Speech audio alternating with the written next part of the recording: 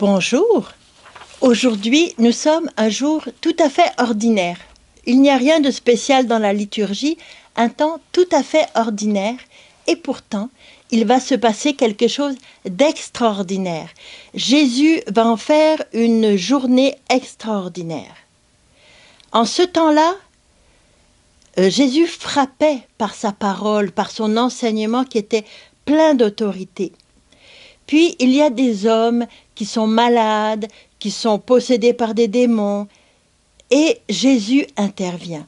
Dans l'évangile d'aujourd'hui, il dit « Silence, sors de cet homme ». Tous sont saisis d'effroi. Quelle est cette parole? Il commande avec autorité aux puissances et aux esprits impurs, et ils sortent.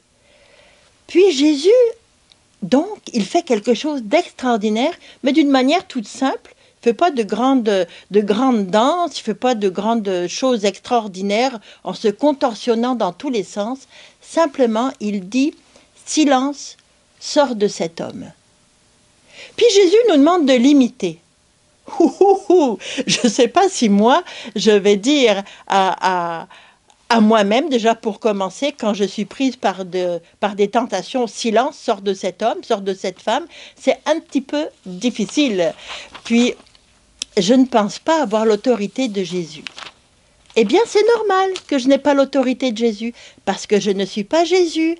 Et puis, saint Paul me dit dans la première lecture, dans l'Épître aux Corinthiens, il me dit « L'homme, par ses seules capacités, n'accueille pas ce qui vient de l'Esprit de Dieu, c'est normal. » Mais Jésus vient faire d'une chose normale, il vient faire une action extraordinaire.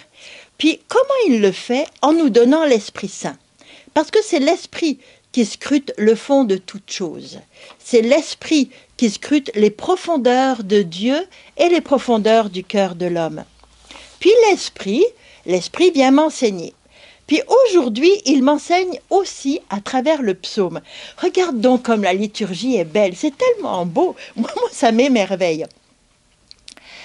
Le psaume 44-45. Le Seigneur est tendresse et pitié, lent à la colère et plein d'amour.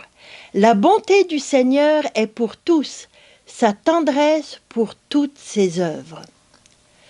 Pour chasser les démons, pour chasser la maladie, pour chasser la tristesse, pour chasser la rancune, pour chasser la jalousie. Alors, je me rappelle, je fais mémoire dans ma vie ou dans celle de mon voisin qui souffre, dans celle de ma famille, de mon pays, dans la mémoire du monde entier.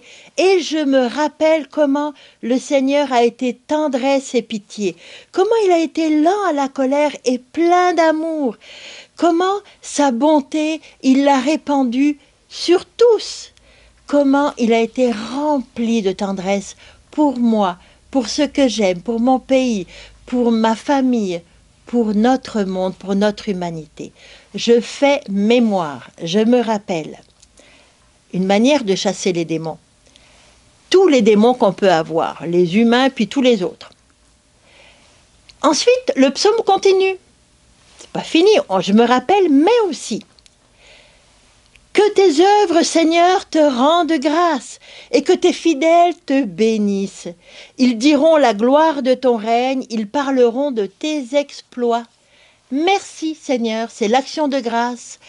De tout ce que j'ai vu de tes bontés, alors je prends le temps de remercier. La gratitude qui jaillit de mon cœur, la gratitude qui remplit le cœur de joie, la gratitude qui fait que l'autre se sent aimé, l'autre sent qu'il a une place. Puis quand on me remercie, je sens que j'ai ma place moi aussi. Je sens que je suis aimée. Mettons de l'amour entre nous par la gratitude. Ça chasse beaucoup de démons, beaucoup de petits démons, de petits renards là qui viennent faire des petites choses par en dessous. La gratitude, la reconnaissance. Merci, avec un sourire en prime, c'est très très très efficace. Puis ça continue. Un troisième moyen. Ils annonceront aux hommes tes exploits, la gloire et l'éclat de ton règne. Ton règne, un règne éternel. ton empire pour les âges des âges. La louange.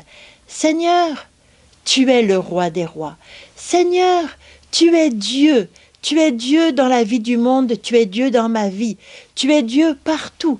Tu es le Créateur. Tu peux tout, tu sais tout. Seigneur, tu réconfortes les malades. Seigneur, tu as autorité sur toutes mes jalousies. Seigneur, tu peux transformer toutes les impasses en avenues larges et riantes. Seigneur, tu peux tout faire. Je crois en toi, j'ai confiance en toi, parce que tu es Dieu et parce que tu m'aimes. Je suis ton enfant. Alors, la louange est le troisième merveilleux moyen pour chasser tous les démons qui peuvent exister.